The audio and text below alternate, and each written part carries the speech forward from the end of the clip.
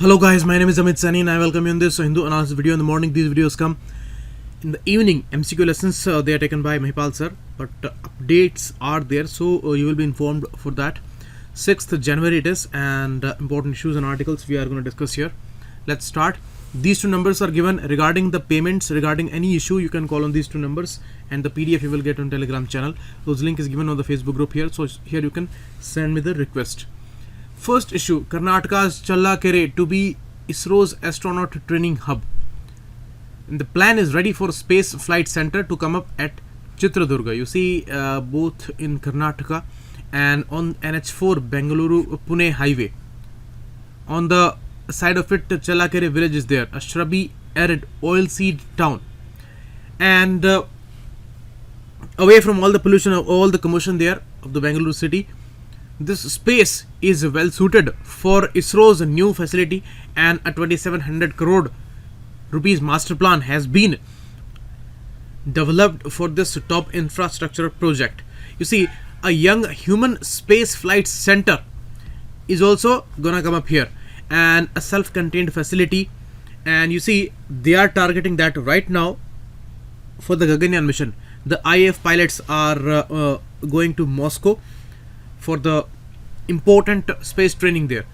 That same training must be there here in India, because many futuristic missions will come up in upcoming years, and we should have this facility of our own.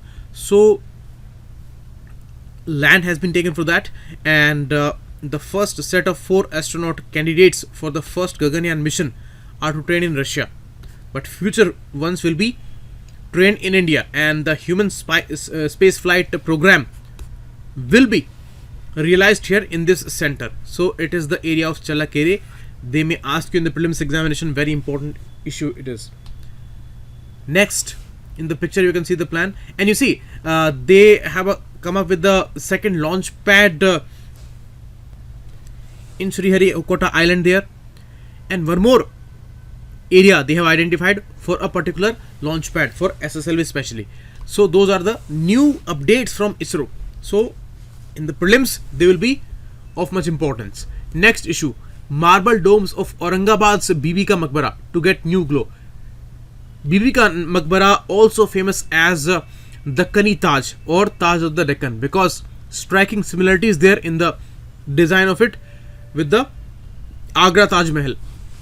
So a 17th century monument, Mughal era monument, and it is about to get a new shine, because ASI is gonna come up with an important plan. The scientific conservation will be possible for it, and it was commissioned by Emperor Aurangzeb in 1660 in the memory of his chief wife Dilras Banu Begum. So that is important detail for the prelims examination, important from the architecture topic and medieval history topic also. You see, the Dakkani Taj, principal monument of Aurangabad and its historic city, and the chief architect was Ataullah. Ataullah was the son of Ustad Ahmad Lahori, the principal designer of the Taj Mahal there. So you can see this is the Bibi Ka Maqbara, although some difference is there, but overall the design is similar to the Agra's Taj Mahal. Agra's Taj Mahal is way broader, but this looks more linear there. Okay, so that's the issue.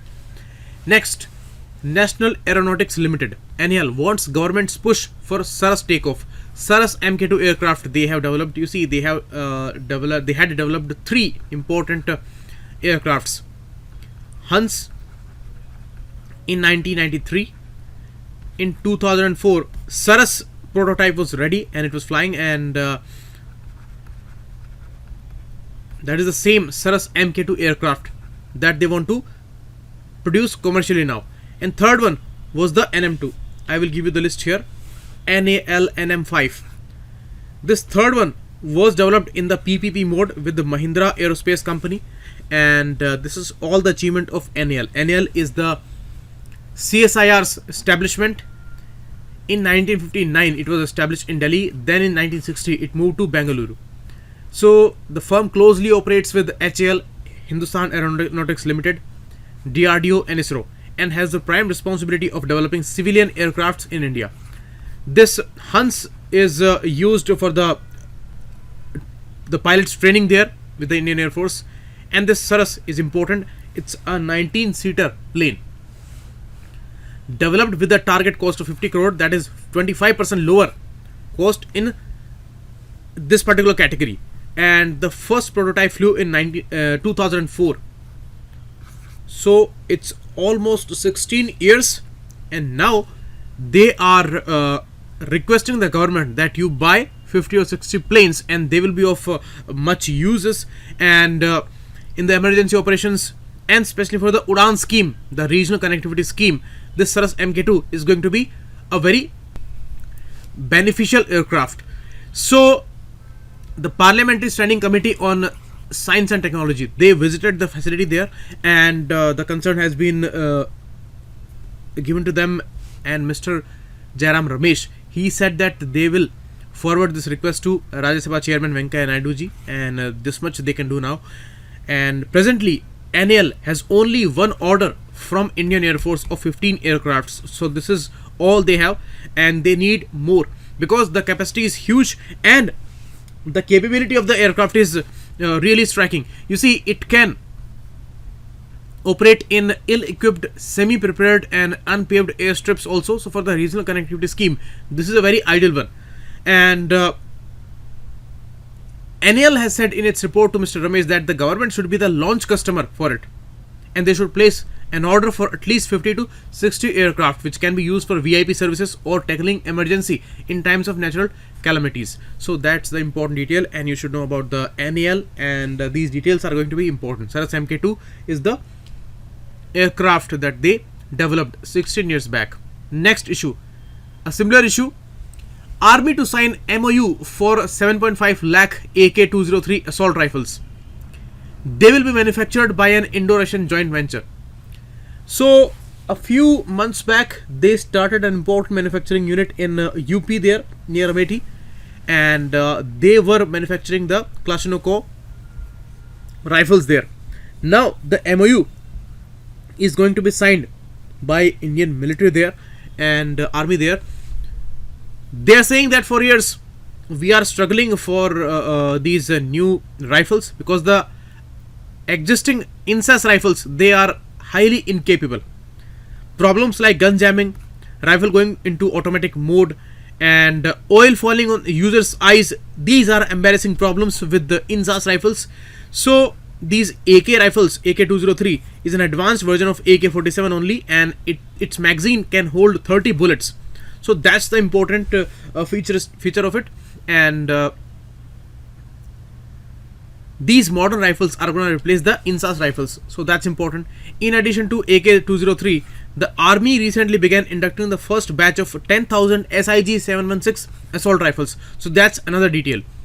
And if we talk about this joint venture, then it is going to be the Indo-Russian Rifles Private Limited IRRPL at Korwa in Uttar Pradesh, and the facility is being set up by Ordnance Factory Board from Indian side, and from Russian side Rosoboron Exports and Kalashnikov, the main company there for these rifles. So these are from Russian sides, and this is going to be a joint manufacturing there. So that's an important detail. Remember that they may ask you about the INSAS rifles, they may ask you about the AK Kalashnikov rifles there. What are the advantages that it is bringing there, and what are the problems with the earlier ones? So INSAS rifles, so do not get confused. INSAS are the existing rifles, and they are going to be replaced with modern rifles. INSAS rifles are indigenous, but they are having many problems. Now Happy Mohan Jacobs' important article. His articles are crucial. His predictions, his observations are very realistic. After the Pulwama attack, he predicted many issues, and those same things happened there. So in this article, he is criticizing the government a lot. He's saying that the frightening fall of a great nation has begun. So these are strong words, and he said that we being the biggest democracy, and now the decision making by the government is really problematic on many issues, and the domestic politics is influencing the global image for India, and that's the most problematic thing. You see, They decided about the 370 issue, they decided about the NRC issue in Assam, they decided about the CAA issue there now, and the confusions regarding the NPR and NRC exercise, the whole country's NRC exercise. These are controversial issues, and some are supporting these issues strongly for the government. In the diaspora also strong support is there, but some sections are extremely disturbed with these ongoing events, and this disturbance response was never there for India. That's the main issue he's discussing, and he says that the essence of CAA is indicating about a major problem about India, that they are deciding things on the religious basis, and the main aim is not the persecution. Main aim is to include the people who are from the religions which were based in India. So obviously Muslim religion, Islam religion was not based in India. So this discrimination is apparent here, because the Muslim communities which are persecuted also, they are dropped from the list, and all other non-Muslims are included there. So this issue is really unique. And what kind of emergency was there to implement this in this time where we do not have many friends in our neighborhood? Only Bangladesh and Afghanistan, these two can be said to be on good terms, and they are also very much muted on these decisions there. So 3 nations we have pointed out here, and we are in a way alleging that the religious persecution is going on in these countries and they are not managing them well, and this is a kind of allegation on these 3 countries. So that's a major thing. Second thing, if we wanted to include the religious persecuted minorities, then other groups are also there, but we are leaving them. Even we have left Tamils in Sri Lanka. So this is not the ideal situation, and this is not the ideal decision making on the conventional Indian part, and these things are surely unconventional. And regarding the image of India, that is way different from the convention. You may say it is becoming aggressive occasion by occasion. So these are some issues. Now he talks about the regional fallout. He says that government's zealous pursuit of CAA, citing human rights violations in neighborhood and illegal immigration from it, is a foreign policy self goal. Why it is a self goal? He says that they could do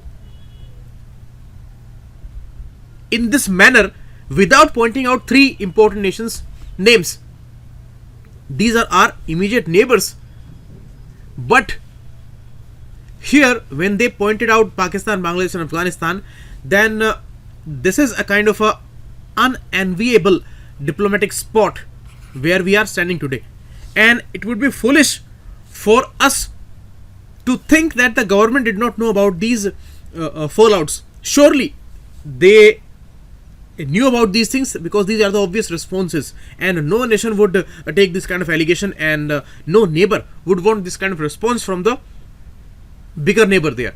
So although they are including the non-Muslim minorities there from these countries, but this is embarrassing for these countries also, and some other groups we are leaving there. So religion is becoming the basis here. So that's the problem. So practically, according to the writer, this whole issue has become the anti-neighbor rhetoric, and the political bosses of the government, Indian government, decided to sacrifice the country's crucial foreign policy interest at the altar of domestic political contingencies. That's unique. Now, this is really a big criticism, and strong words are used here. Means sacrificing country's crucial foreign policy on the altar of domestic political contingency is really unique, and it will have its consequences, and majorly the negative consequences, because he says that it's a double whammy, that India is already losing its traditional heft and influence in the region, and at a time a China-led balance of power is emerging in the region. So China is very happy with all these incidents, with all the image of the country today, and China would surely want this kind of incident to be happened in India. The Hong Kong issue has embarrassed China a lot, and the US tariff issues, they are certainly hitting the interest for China. So at this juncture, China is the happiest nation. And you see, South Bloc's foreign policy mandarins, means in India, they are wary of the Chinese state's sure-footed engulfment of the neighborhood. Means what can be more apparent than this? But still, India is preferring domestic political gains over diplomatic benefits. So something if we are gaining here, something if we are solving here according to the political experts in India or according to the ruling party in India, then we are losing a lot of diplomatic benefits here, and that's really concerning, and relegating foreign policy to the whims of electoral outcomes, because ultimately the aim is the good electoral outcome there. This is something that they are for, and they are never behind in any kind of campaigning. It doesn't matter which election is there, but they are there for sure on all the levels.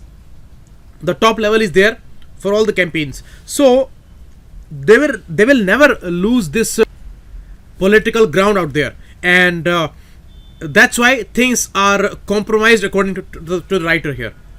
He says these are short-sighted visions and short-sighted decision makings that we are going through. And China, Pakistan, these are the happiest nations today. Now, reputational costs. From Kashmir to NRC to CA, one reckless action after another. So, he's saying all the actions are reckless decisions. And New Delhi seems to have finally exhausted the goodwill of the international community out there. Office of UN High Commissioner for Human Rights called CAA fundamentally discriminatory. This is really huge. And again in December, the US, arguably India's best friend today, urged the country to protect the rights of the religious minorities. So, a statement coming from the Trump administration. Third one, same month, International Commission for Jurists referred to CAA as not only highly discriminatory and arbitrary, but also contrary to New Delhi's obligations under international human rights laws. So it's a huge allegation that India is going against its own ethos there and its own promises there. Now, why this issue? Because this religion basis has never been there for India in this way. India was the classic example of a unique establishment where the diversity, and a huge diversity, unimaginably huge diversity, is living in harmony there. And this thing was not possible according to the Britishers. When they left India, they said that this country is impossible, but we made it possible, and after 73 years we are standing strong here. But now these things are changing. So in a way we are making the statements passed by Britishers right. Where India's External Affairs Minister pulled out of a meeting with the senior members of US Congress after US lawmakers refused New Delhi's demand to exclude Congresswoman Pramila Jayapal. What is the case with Pramila Jayapal? She is a critique of the government, Indian government, on the Kashmir issue, and she has been raising her voice against the Modi government's decision making. So we requested the US Congress there that do not include Pramila Jayapal there in the important meeting there, but they said no, she will be there, and it was a kind of an insult for the India too. So here the lasting damage is done to the India's global image, the peaceful image which has been always there. Now that thing is changing according to the writer here, and the issue of reputation. The writer said that the ruling government and the ruling party of BJP, they traditionally have been more concerned about the India's reputation always, at least as a rhetorical plank.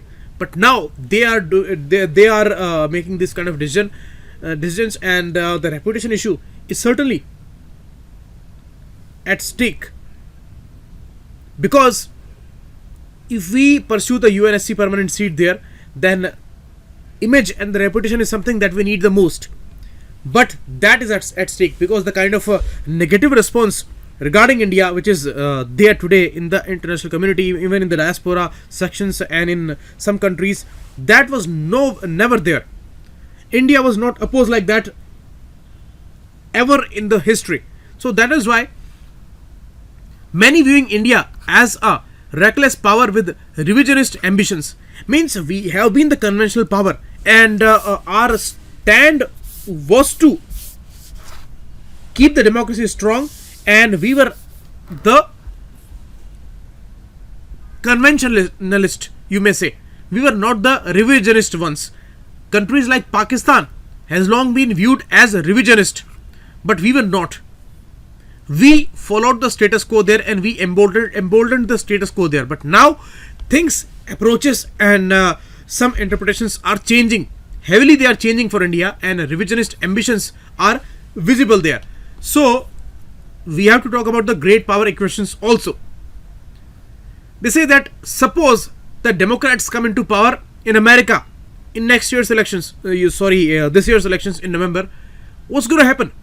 We have given open support to Mr. Trump there, where more than half of the America is opposing Trump, and the impeachment process is going on. And so this is very, very embarrassing for a person like Trump, and where we have given open support to Mr. Trump there, and we are not caring. So the writer said that it looks like India doesn't care at all about any image or any response, and we are not thinking that who will think in which way about India. If Trump does not come back, then India's targeting is sure. Means the Democrats, they are heavily opposing India's move today, and after this Howdy Modi event, the Democrats are seriously opposing India, and they are not thinking about India in the same way they used to think during the Barack Obama administration. So this is not going to be graceful for India. And when was the last time when someone seriously argued that India should be part of UNSC permanent membership? And our sheen has become off, and world is beginning to see ugly realities within Indian politics.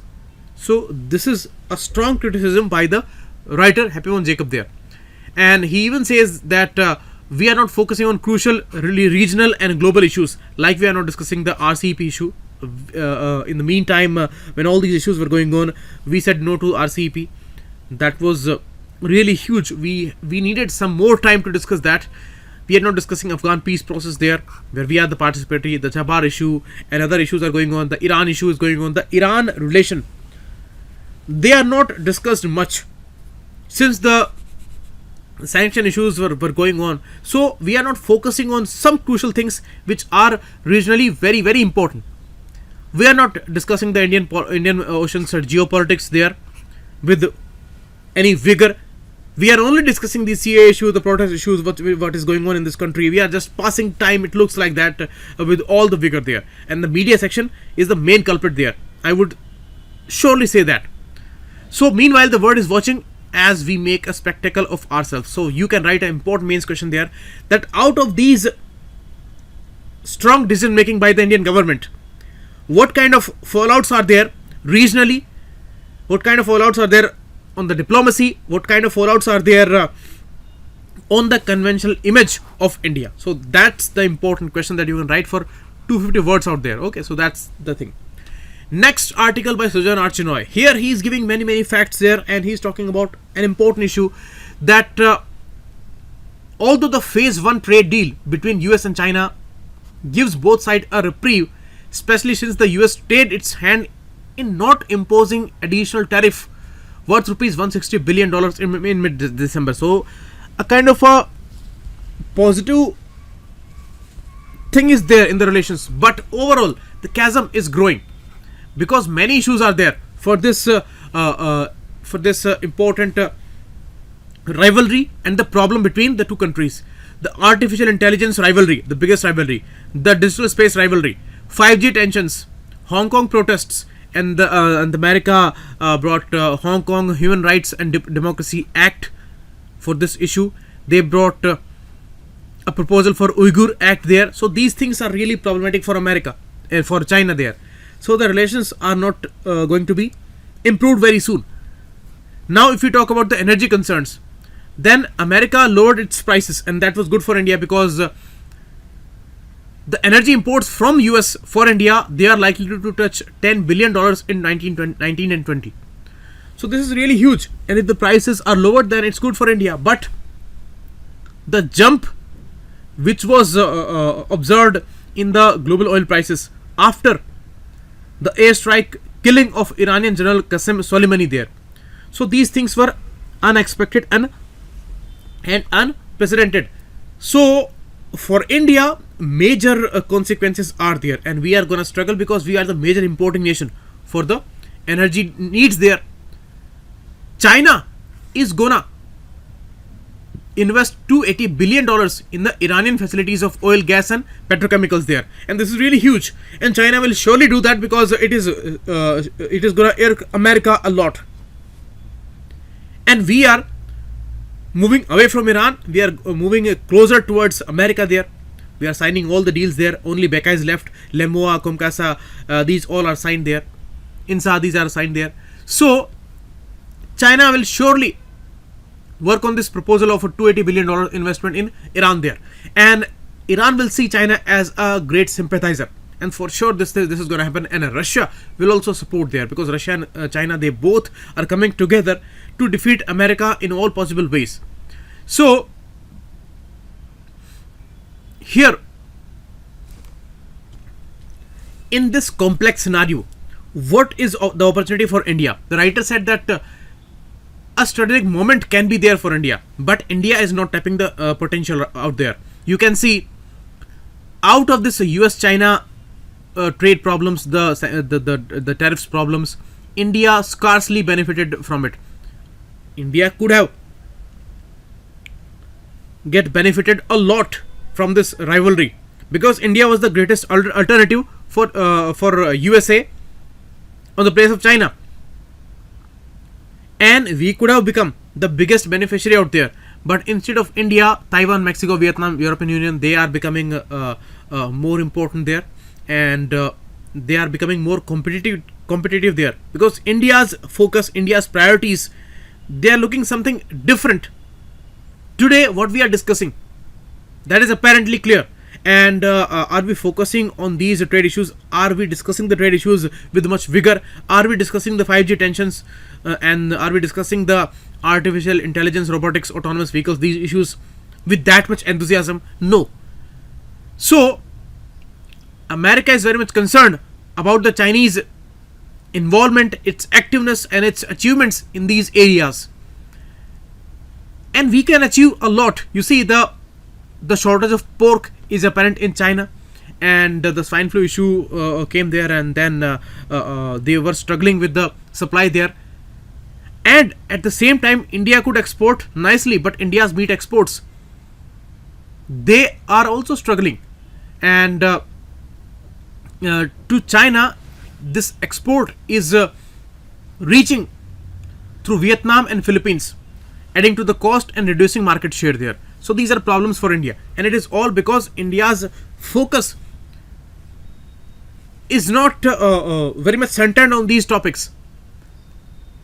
Big three Chinese high-tech companies, Baidu, Alibaba and Tencent, the company which developed the PUBG game there. So these three together poured in $5 billion in Indian startups in 2018, and we could get much advantage with this deal. India could use this opportunity to try and force China to pry open its market to India's IT industry and other tech exports, but that didn't happen. And US-China high-tech war threatens India's strategic autonomy for sure. Today it is not like that. We are not affected. Our IT industry is certainly affected. And these all confusions are going on. The Huawei issue is so huge that America never wants any country to adopt Huawei company's 5G proposal there. But India has invited Huawei company there to participate in 5G spectrum trials there. So that's daring. Now, if we do not stay strong, if we do not focus on our potential, then we can get problems from China and America both. If we stay strong, then we will get benefits from both the countries. Means here India is the good alternative, and from China we can get good investments, and we can also get access to their market if we stay strong there. So it is all our potential and all our capability there. Okay, now how do we become stronger? How do we improve things? Here he suggests that regional issues we need to solve here. because a lot is going on. China says that in Hong Kong protest, America is involved there, and the tariff war was going on, and now it is disturbing China in other ways. So these are going on. But here for India, we have to be involved in the regional economic pacts. We are out of RCEP. We are neither the part of Belt and Road Initiative, and we are absent from the Indo-Pacific Business Forum created by US, Japan and Australia, and we are also out from the Blue Dot network there. So these failures we need to deal with, and we have to be part of the negotiating process of code of conduct with the ASEAN countries and the Quad dialogue. There we can improve. So these are important points that you can write in the mains questioning. And a future challenge lies in India having to reconcile its own regional connectivity initiatives with the BRI projects that have mushroomed in the neighborhood. Although challenges are also going on to the BRI issue, and it is not going into the expected manner, but still it is a huge issue, and we are out of it, and we are out of many deals. And after the RCEP problem, India is much isolated from these regional platforms. So how do we make it possible? We have to focus on these issues. Today we are not focusing. We are dealing with some unnecessary issues which are not any emergency, but we are stuck with those things, and the domestic politics is affecting our regional and international interest out there. So we have to focus on these things, and China is certainly giving us many threats. The Western Theatre Command, created in 2016, is responsible for the border with India, and US is still strong, very strong, but China is growing very fast, and Russia is coming together with China. These things are huge concerns for India's status quo, because we are today more inclined towards America, and America is still strong, but its power, its authority, its global dominance is fading day by day, and we are moving closer with America here. So we need to balance here, and we need to focus on our capability, on our engagements. We need to engage more and more. Okay, but again, the whole issue is centered on the same issue, that US-China rivalry coincides with an upward trajectory in India-US relations. For sure, more decline is there in the China-US relations. More incline is there in India-US relations. So that's good, but this is also true that China is our neighbor, and we can never go peacefully without a good relation with China out there. So that's the issue. Now you can write a mains question there, that the rivalry of US and China and the problems between these two countries, how much positive impact is there in the India-US relations out there, and what kind of benefit India can get being a good alternative of China, and suggest those points where we can improve our potential, we can improve our engagement regionally and on the global platform there. So write this answer on this US-China problem being centered there. Okay, so that's the important question based on this article, and you can write there. So in many angles questions can be asked, so we cannot give you one particular line that this can be the question, but you have to focus on these points which we mentioned here. Now an important announcement. Today is my last lesson here for the Hindu analysis. From tomorrow I will not be taking those lessons, because I've got selected as an enforcement officer, so I have to join that post there. So I have made many mistakes in last 1 year, and many people are not happy with my lectures. I know that, but things are different in perspectives, and our ideologies may be different, but the aim should always be positive. The aim should always be big, and everybody demands India's strength. Everybody demands India's dominance out there. Everybody demands the India's respectful position there, and we do not make mistakes For that we do all the analysis there. The Hindu's reporting for the last 1 year has been very criticizing, so that heat also came on my lectures. So this was also a huge problem, and I was more explaining the articles in the same manner there, with the same vigor there, where the writer wants to point out there. So that remained a problem. Some people benefited out of my lectures, and I hope in the future the independence factor remains very strong and it improves inside you, because the teachers will come and they will go, but you must learn from every person. You must have learned at least something from my lectures. You must have learned from the earlier teachers' lectures, and you will be learning something out of next teacher's abilities, his teachings, and his approach there. So best of luck, and I'm there available all the time. On the Facebook you can connect with me. The Telegram channel is also there, and I will be making MCQs for the UPSC exams now on the premium platform. So there we will try to give the best content there, the best help there. And for the regular lectures I will not be available, and I hope you go strong in your preparation and be consistent always. Make effort to remain consistent, and this is the knowledge area, so there is no need of any guidance out there. Just the hard work, the consistent work you need to do there, and evaluate your performances every day. And nobody can shake you if you are doing your own karma. That's the thing, and for that you need to make everyday sacrifices. That's the success key. So thanks a lot, keep watching, and it was a bit sunny. Best of luck.